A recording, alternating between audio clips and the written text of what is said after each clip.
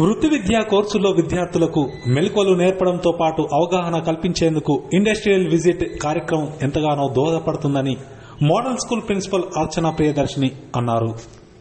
సిద్దిపేట జిల్లా మిరుదొడ్డి మోడల్ స్కూల్లోని ఇంటర్మీడియట్ చదువుతున్న సుమారు 200 మంది విద్యార్థులను వృత్తి విద్యా కోర్సులో నైపుణ్యాన్ని పెంపొందించాలనే ఉద్దేశంతో దుబ్బాకలో నిర్వహిస్తున్న ఇండస్ట్రియల్ విజిట్ కు తీసుకువెళ్లడం జరుగుతుందన్నారు.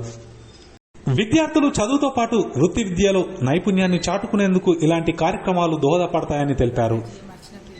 ప్రిన్సిపల్ ఆఫ్ టీజీఎంఎస్ మిరుదొడ్డి ఈరోజు వృత్తి విద్య భాగంలో మా స్కూల్ నుంచి ఇంటర్మీడియట్ పిల్లల్ని ఇండస్ట్రియల్ విజిట్కి తీసుకెళ్ళడం జరిగింది.